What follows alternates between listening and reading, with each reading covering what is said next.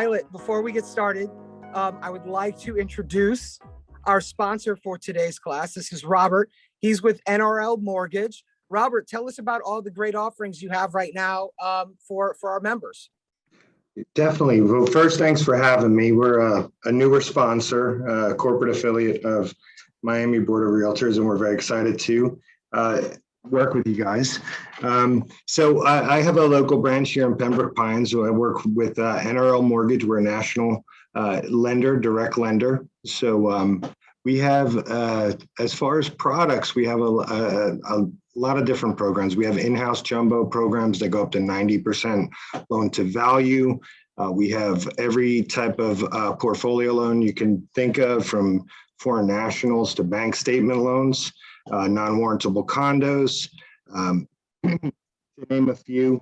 I think some of the real differentiators of our company is, that we have a very streamlined process for processing files.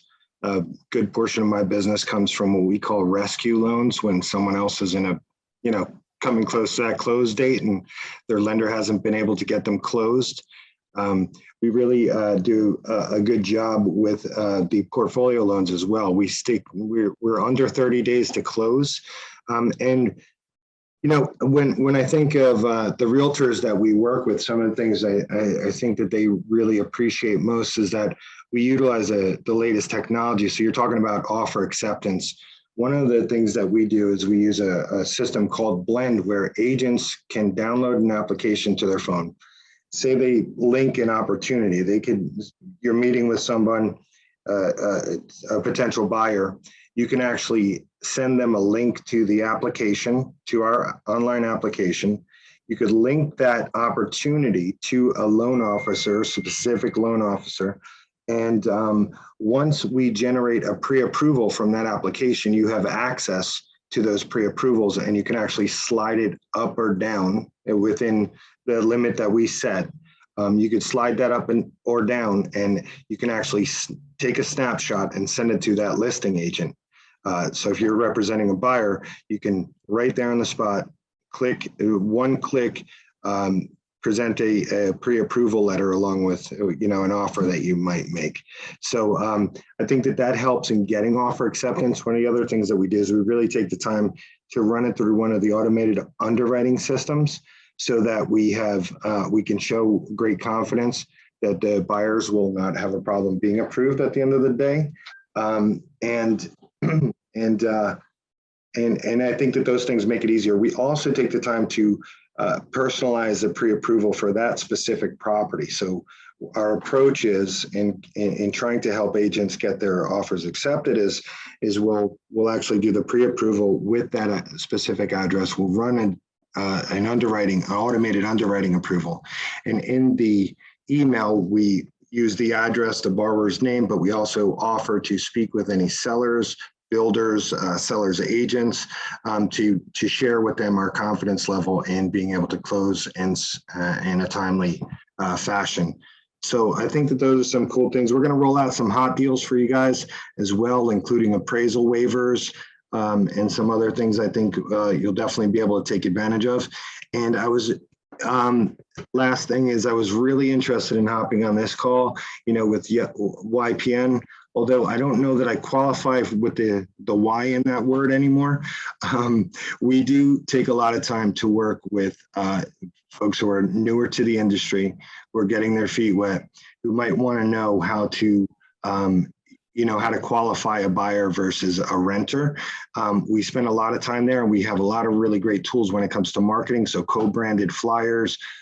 If you have a listing and you're going to do an open house, we can put together really nice presentations, flyers for you that are branded to help you in that process as well. So if there's anything I could do, give me a call. I have a branch. I have Spanish speakers, Portuguese.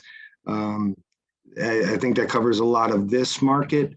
But if there's anything specific, we can help you out there too. And don't be afraid to call last minute if you have a loan that's in jeopardy.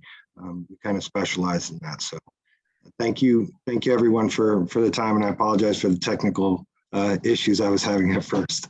Thanks, Kevin. Anytime, it's part of life. It happens to me all the time. We're dealing with some here as well. Hey, Gabe, I'll get your. We can connect via Apple TV, so I'll do that in a second. And with that, we have Violet and Gabe. And please get started. Thank you so much for attending. Offer accepted. Now what class?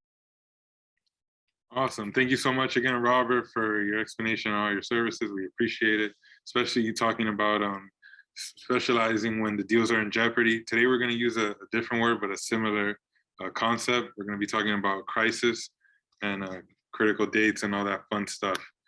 So let's try not to downplay any of these things because they're all extremely critical, and we'll go into why. But first, again, just to remind you guys, this is Gabriel Amedee, and I'm here joined with Violeta Rocha. And we'll be getting started now with our class. Offer accepted, now what? So some topics that we're going to cover real quick. We can just breeze right through them, but just so you can check them out real quick.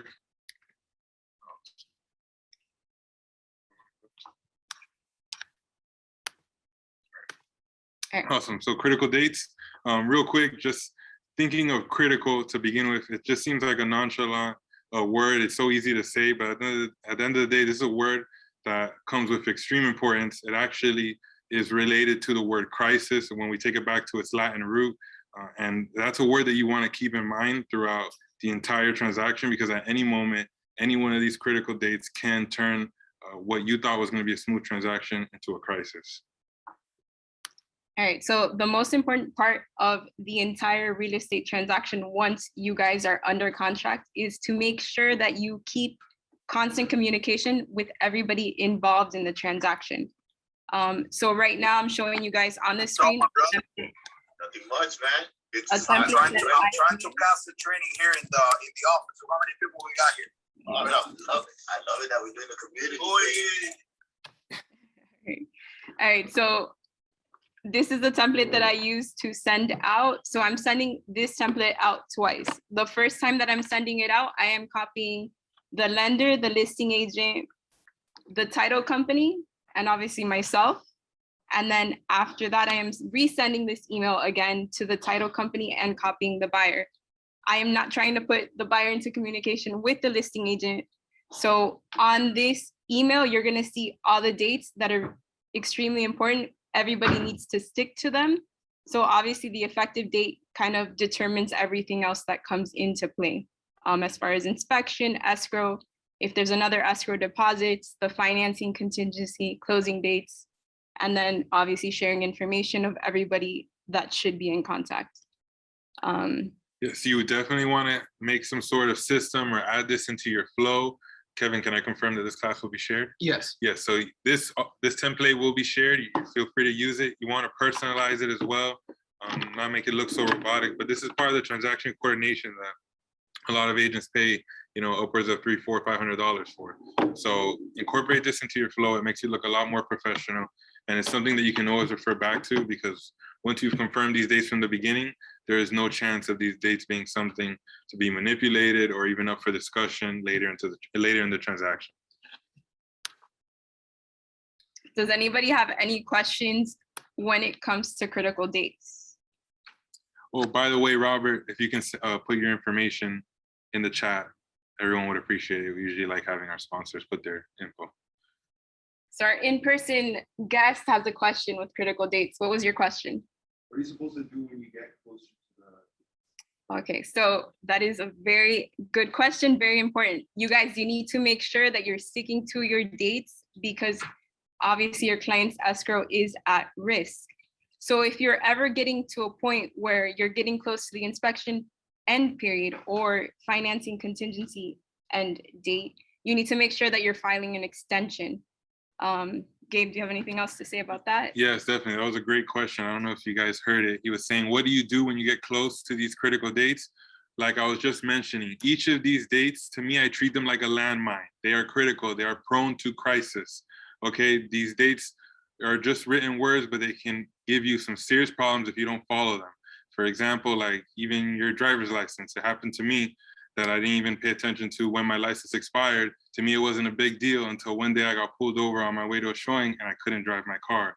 Guess what? That was a crisis, all because of a date that I didn't keep in mind. So what are some things you can do to make sure that these dates don't cause any crisis in your life? I like to apply them to my calendar. Some people need them top of mind, so you can put them in sticky notes on your desktop or wherever you need to have them. But the one thing you don't want to do is just breeze through these dates like you saw them once and they're not going to affect you down the line. You want to make sure these dates are top of mind, review them, and always be up to date with them so that you can move before these dates end up moving you in the direction that you don't want to move. So moving forward, we're going to be talking about association. Association equally is critical, equally able to cause a crisis. I myself am very guilty of feeling that I can just talk my way through certain situations.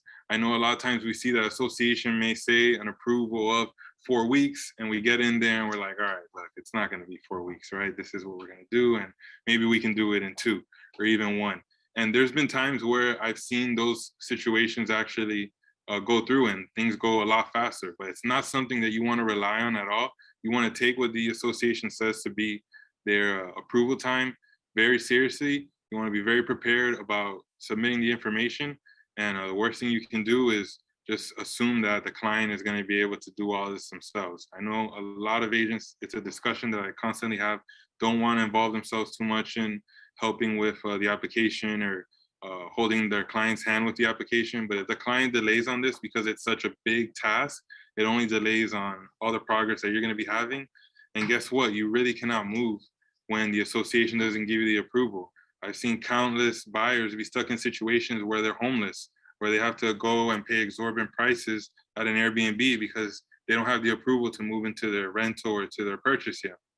And if this is a purchase for an FHA buyer, them having to pay exorbitant prices on an Airbnb rental while they're waiting for approval can definitely disqualify them, which is a crisis. Right. And so also make sure that when you guys are reading the addendum for the HOA the HOA addendum for the contract, just know that if you don't fill it in, you have 5 days to apply. If for any reason you think your client's going to take longer, obviously extend that date from the beginning once you're sending that offer. Another important thing, especially if you're farming an area, it's really important to build relationships with the people in the association offices, because more than likely you are going to go back to that office with another client at some point. So we are in a relationship business. It is very important to keep your relationships going and keeping them strong. So just make sure that you make a connection with somebody there at the association office who can either help you expedite the process or just give you more information on what's happening with the application. So you are, again, aware of what's happening and you're communicating with everybody that's involved in the transaction so they know where things stand. Perfect. Now inspection. I'm sure everyone here has had to have an inspection go extremely sideways, or they didn't understand what was going to happen and boom, crisis appears. So you want to make sure that you show up to every single inspection. I hear so many agents feel like, you know, the buyer has, you know, either a father that knows a lot, so they don't have to be present, or they feel like the home is brand new and there's no reason to show up. You want to show up to every inspection, because if you do not, you allow someone else to decide the dramatization of something that arises, a surprise. And so something that's very small and simple and an easy fix can turn into a crisis because it was misinterpreted and you weren't there to calm down the situation. Things that often happen, you know, in control panels, any sort of electrical problem, a lot of, you know, regular buyers are not experienced with home repairs. They see anything electrical and they're thinking that the home is going to catch on fire and that's their family's life at risk. When a double tap on an electrical panel is a very simple and easy fix that could be, you know, done within a few days and nothing can happen. So you definitely want to be present because, like we mentioned constantly throughout this presentation, crisis is an easy thing to arise when you're not able to be there to control it. And also with the inspection period, right now, because we are in a seller's market, it's very common to see everybody waiving the inspection. Although you're waiving the inspection, you should still conduct an inspection because you do need a 4-point and a wind mitigation for the insurance to be able to bind insurance on the property. So in a sense, when you're waiving inspections, you're just kind of waiving the ability to be able to negotiate anything that may come up during that time. But again, inspection periods, if you do have it, very important to keep on top of it, stay on track, and don't wait till the last to negotiate anything during the inspection period. Does this apply as well to when you're selling? Like, do you go to the inspection when it's the buyer doing the inspection, but you're the seller? Yeah, so obviously when you're taking on a listing, it's sometimes recommended to do a pre-inspection on the home just to kind of know what might come up during that time of inspection period. So you as the agent are aware of what the house may have or what may come up, and then maybe even get the seller to go ahead and start making those repairs if it's something that's going to be critical during the inspection time. And obviously being present during the inspection as, you know, a listing agent or a buyer's agent is very important. I would say it's even more critical as a listing agent, because when you're not present, it's in the buyer's advantage to make everything dramatic, to make every small repair seem like it's a huge issue. Even when I am present as a listing agent, I've had buyers try to make small $2,000 repairs looking to like they need a whole entire plumbing system worth $60,000 fixed. And if you're not there, there's no reason why you can, you know, fight against or argue what their assertion is, because you didn't even see it. How can you talk about something that you weren't even present? If you are there, it's way easier to assess the situation. You have their exact same perspective. You're looking at what they're looking at, and there's no way for both of you to have such a huge disparity between different estimates or prices or solutions for the problem. Once you guys have different perspectives, you're coming from two different ideals. It's a totally tougher situation to get on the same level. I do have a question. Do buyers have to be there for their inspection? No, but I mean, to me, I always think it's easier that they are there, because any questions they may have on the property, if they're there to ask it, they, in a sense, kind of walk away from the inspection most of the time, knowing, you know, if they want to move forward or not. You know, because to me, I like to kind of work everything at the beginning, everything that can kind of make the deal, if the deal's going to fall apart at the beginning, just so I'm not, you know, wasting people's time. So I recommend that the buyer be there. They don't have to be there, but it's always easier because it's the inspector's usually going to walk through them, like through the report with them, instead of a phone call. So yeah, I also advise to be there as well, for the buyer to be there as well. If for whatever reason they cannot be, which I'm in this situation very often, you want to make sure two crucial items are taken care of. Number one is that you work with an inspector that has video capability in their inspection report. I find it so much easier to explain, or for the buyer to grasp what's going on with the property if they're not present, but they can see it in video versus a picture. Everyone, I mean, there's science behind this. Video is just a lot easier to interpret it. Aside from that, if they're not going to be present, I like to make sure that my whole team goes through the report, a mock report, a templated report, before they do the inspection with the inspector, because you want to be prepared to understand everything that's going on while the inspector is conducting it or explaining it to your client. If you seem like uncertain or unsure, and your buyer is also certain or unsure, they're not going to feel as comfortable moving forward, versus if you look like an advisor that can actually explain to them what's happening and advise them on how to move forward on it with a reasonable answer. So be there. If you're not going to be there, make sure you're really taking care of the liability that comes with taking full responsibility or not being able to explain to them what exactly is going on. okay, so any other questions on inspections?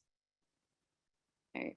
So when you're purchasing, you also have to order HOA documents. So homeowners association, you want to make sure you have the incorporation documents, the condominium bylaws, and all of this stuff, it needs to be confirmed on the condo writer. So all these addendums are on the as-is contract. You would check the box to make sure you receive that information. And remember that the HOA docs are very important during the lending process, especially if it is a financed offer that needs to be approved because of budget and other things like that. 100%. We cannot emphasize that enough.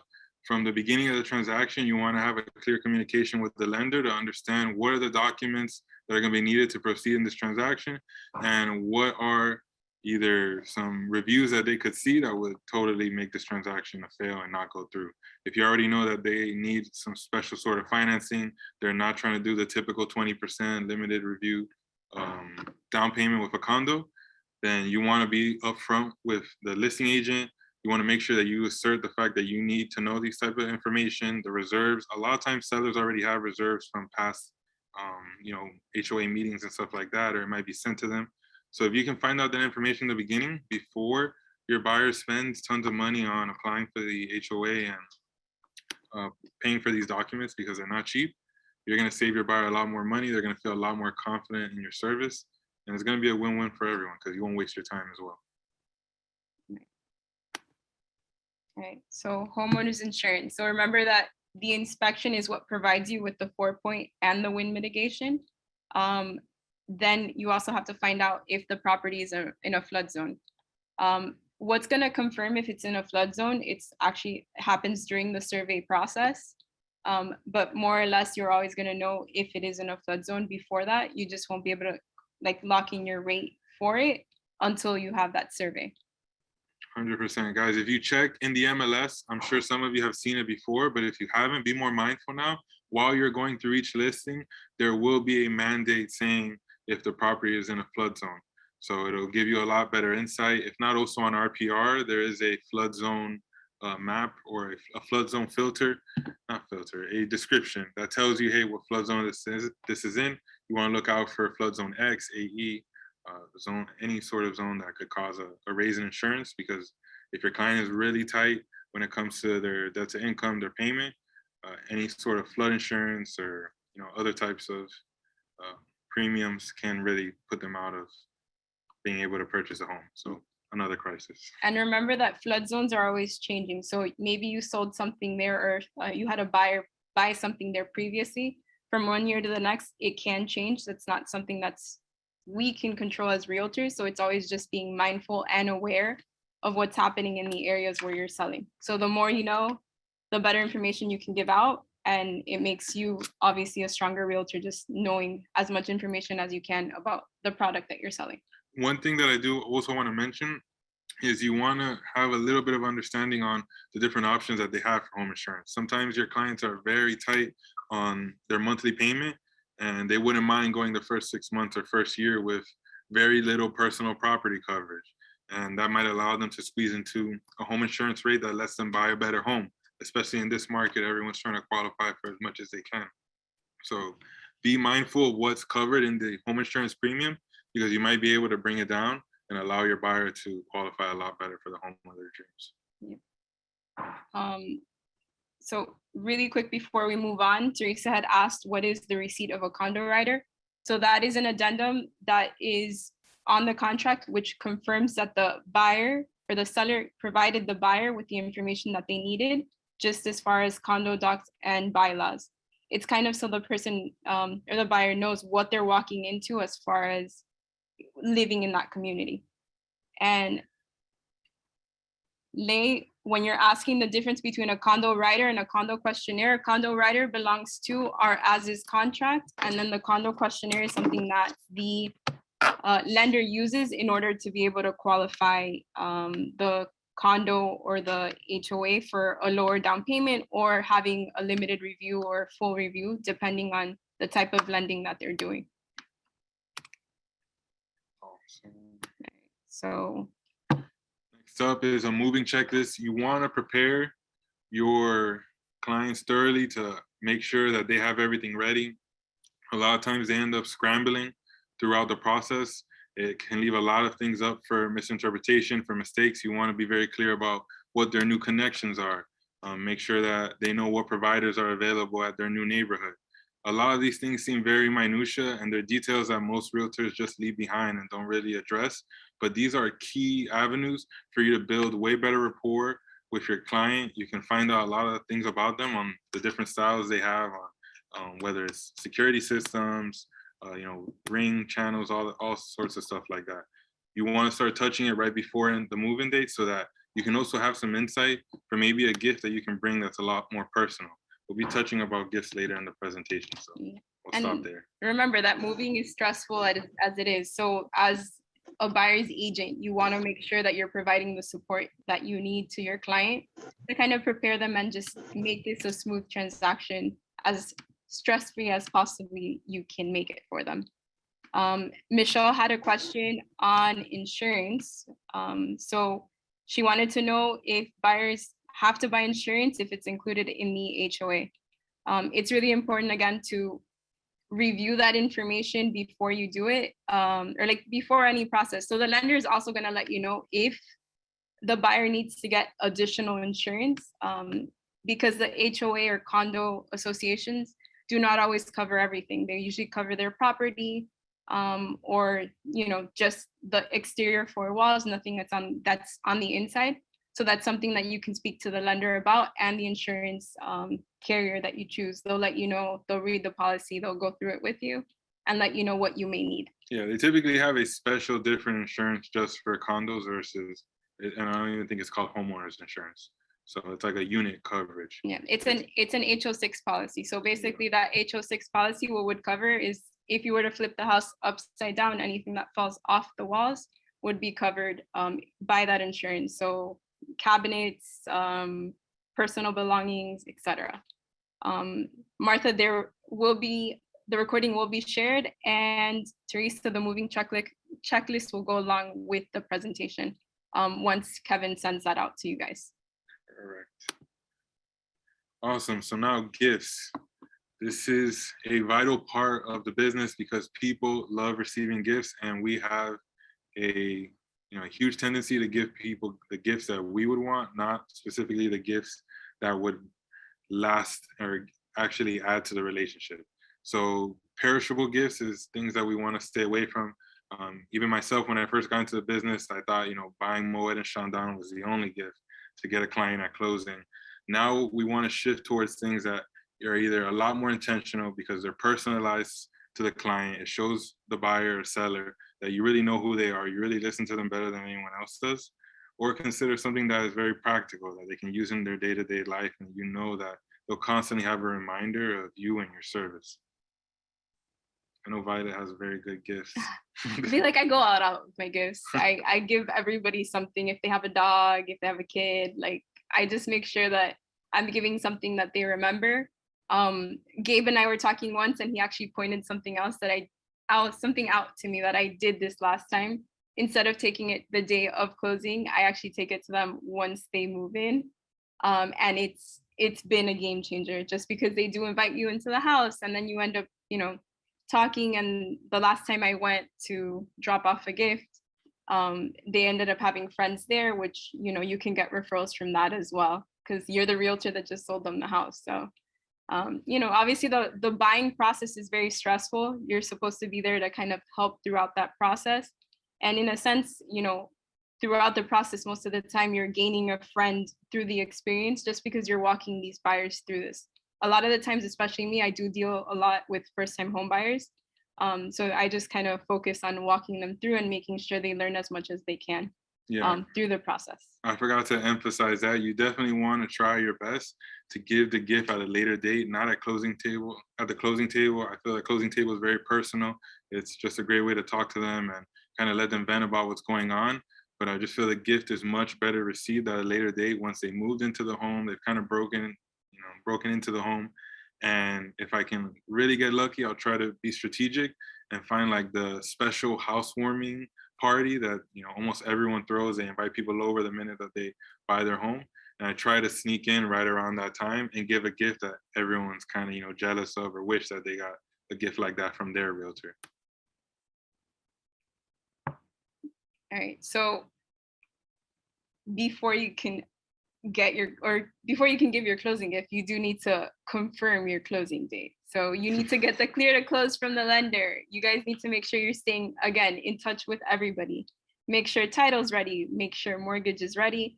Everybody's on the same page, so you can deliver the good news to your buyer that they're clear to close, when they can be expected to close, and you need to make sure that you're setting the date for the walkthrough of the property. Yes, it's essential that you review all the documents that are involved with the closing. The worst thing that you want is for your client to be reviewing certain numbers or whatever terms that were agreed upon, and maybe it wasn't clear to them.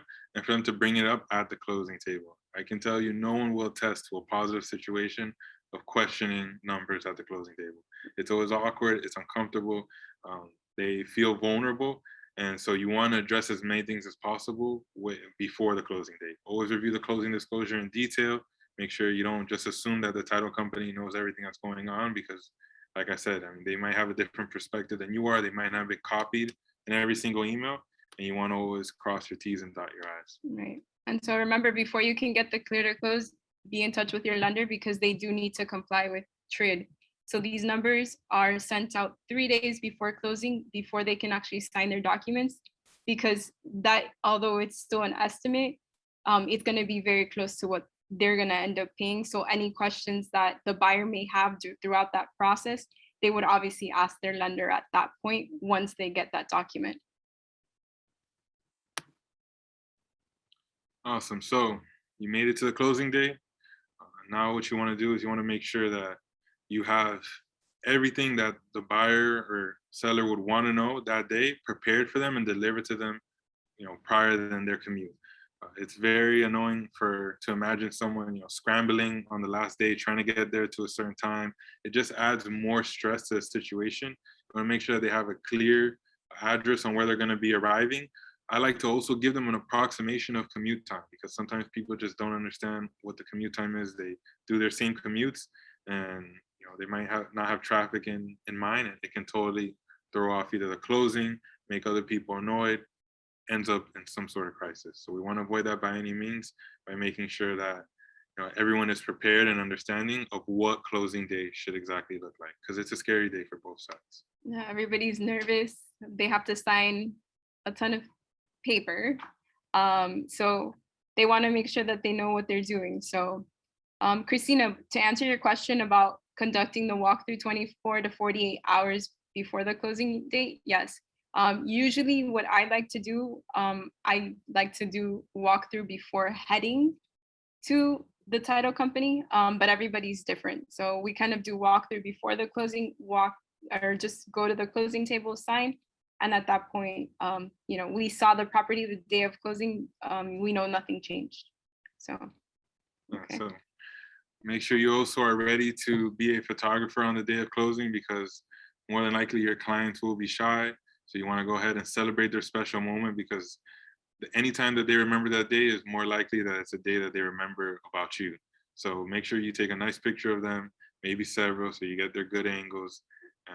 Make sure that it's something that you add to the positivity of the day, because they're going to bring a lot of stress and anxiety with them. You want to be the light of the day. You want to make sure that they feel uplifted, like they feel like it's their special day, and giving them some attention, maybe bringing them some flowers, a card, a thank you letter that's asking for a referral, of course. You want to uplift them and just make them feel like this, today's all about them. So yeah, also you want to ask for a referral, because at the closing table is definitely the time that you want to be bragging about everything that you did that was awesome, all of your service. Point out the highlights, because a lot of times people forget what it is that you do that's so special. They might not know.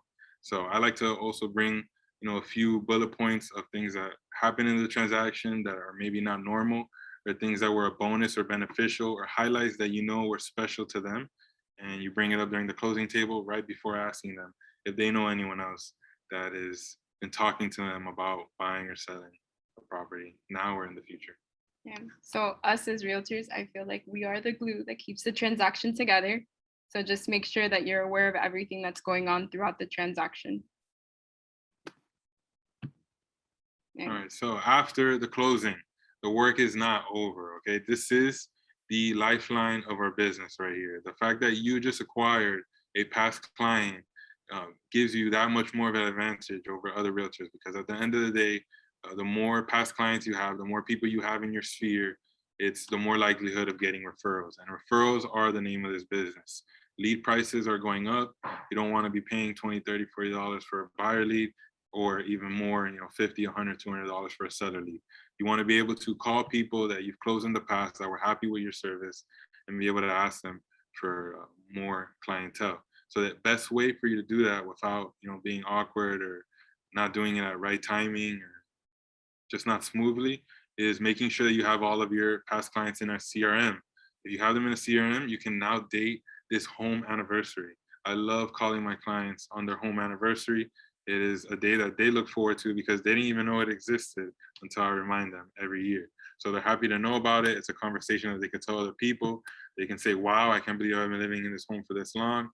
Remind them reasons that they loved about this house from those points that you wrote down at the closing table. You want to store that in your CRM so you can bring it up later in the years to come.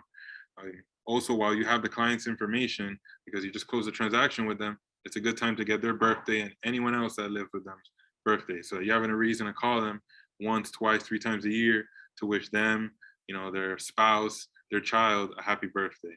So, just them and their spouse and the home anniversary, that's 3 touches a year that you can call them. And it's all from doing this little bit of work right after the closing. So it is essential that you don't stop the work once you get your closing check. Yeah. So the point of all this is you need to make sure that you're staying top of mind with your clients. And if you're not keeping in touch, you're not following up, you're not going to get those referrals. So like I said, make sure you stay top of mind. And by doing that, you're not calling and just saying, hey, do you have any referrals? You're touching base with them for something personal that they may be going through, birthdays, anniversaries, anything like that. So it makes it easier to lead to that question because they themselves will remember that you are a realtor and more than likely they'll bring up the conversation. Hey, Maria, just to answer your question real quick about handling issues that might arise at walkthrough. It's a great question. You want to make sure you ask yourself as soon as the issue arises, if this is a deal breaker, because if it isn't, you want to find, kind of let your buyer know some sort of solution that can be dealt with, or you can find something to do with this problem after the closing, or if this is something urgent that the closing needs to stop and we need to find a solution right now. Because, I've seen some things that are minor and you can kind of brush it off. It's not what the buyer wanted, but it might be something that can kind of be passed off, or you can find a way to fix it later. I had something as simple as like a doorknob that was loose. It was almost about to fall. And the buyer just felt like it was really disrespectful and they wanted to check all of the other knobs. That's something super small that I was able to brush off and replace the doorknobs later. Something that's a lot bigger. I mean, even I've had chips on wood that people were able to, kind of calm down about because it's, some sort of blemish or something cosmetic.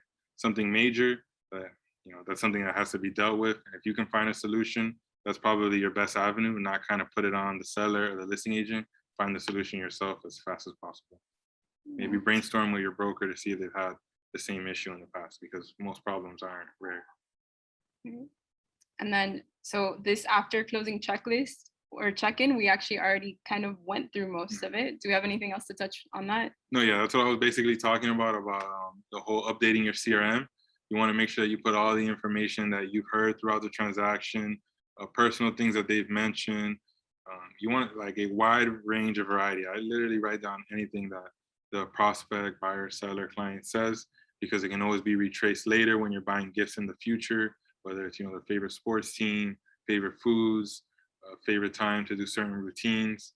You want to write down every single thing possible. And if you didn't, during the transaction in your CRM, after closing is the perfect time to do it, because all this information will be extremely valuable to the client later on when they understand that you listen to them, you heard all these small details that they share with you, and they have family members, friends for years that don't know any of these details about them.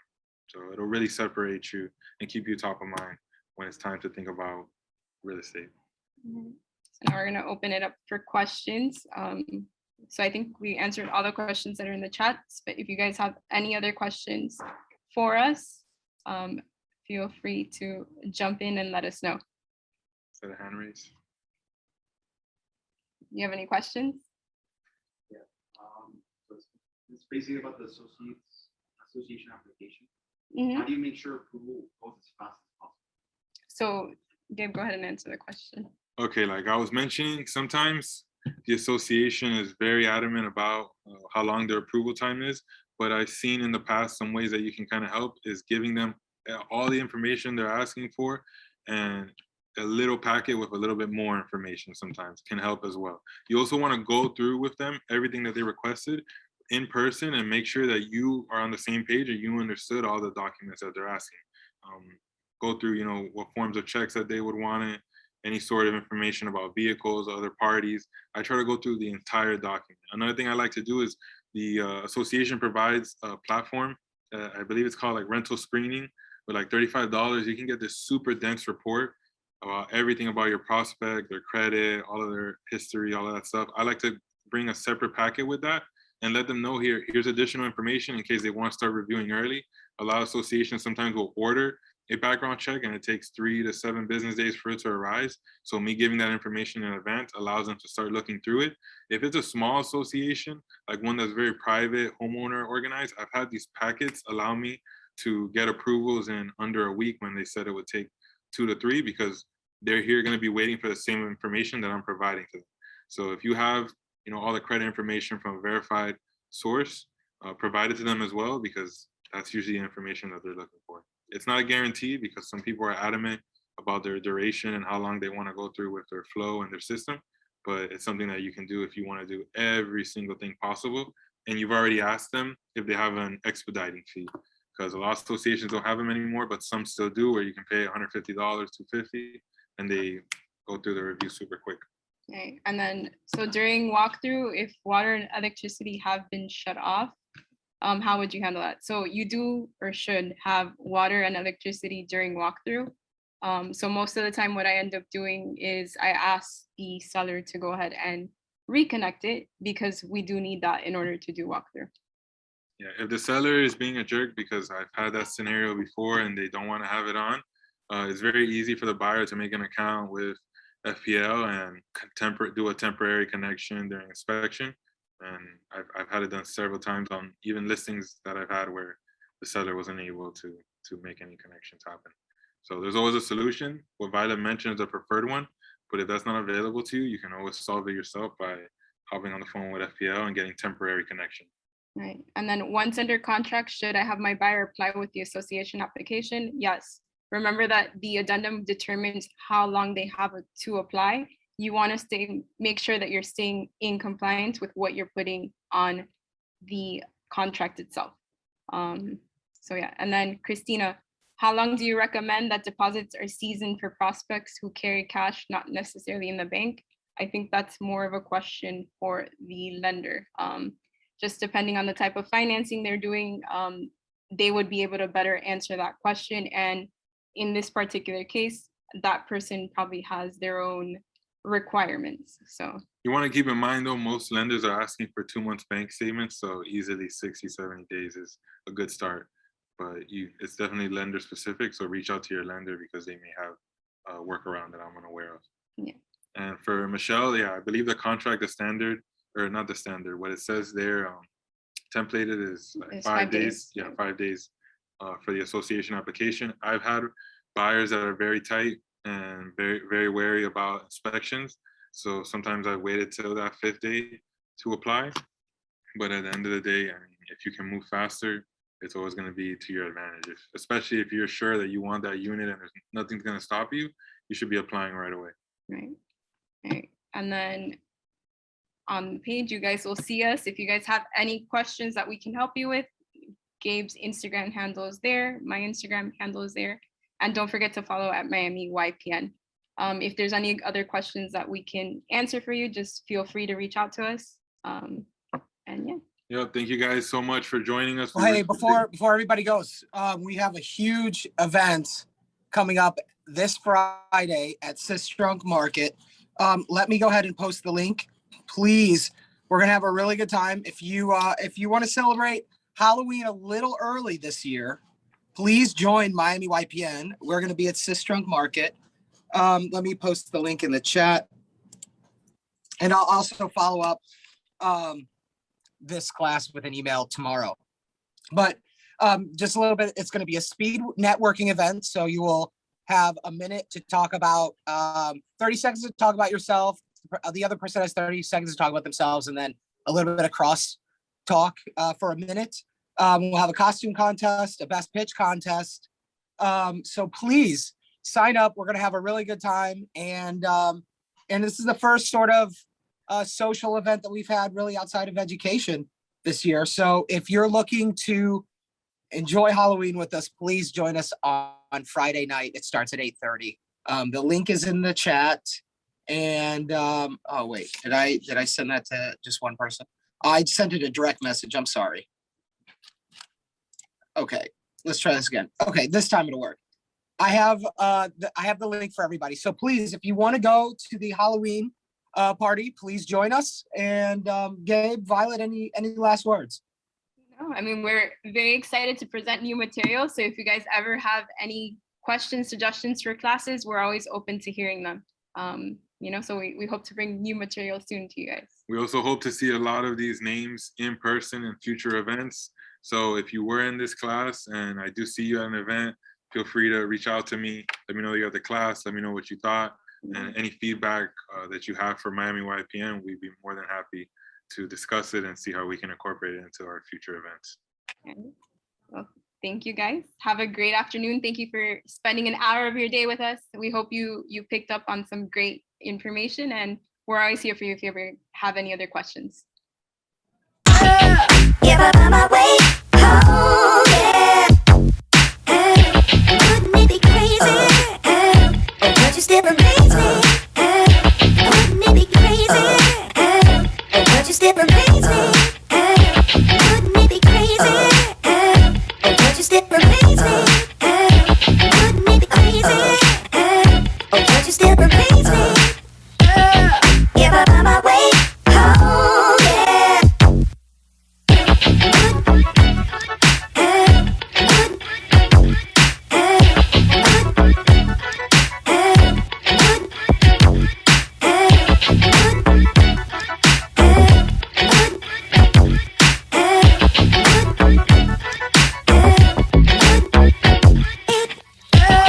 If I find my way home, yeah. Wouldn't it be crazy? But you still amaze me. Wouldn't it be crazy? But you still amaze me. Wouldn't it be crazy? But you still amaze me. Wouldn't it be crazy? But you still amaze me. If I find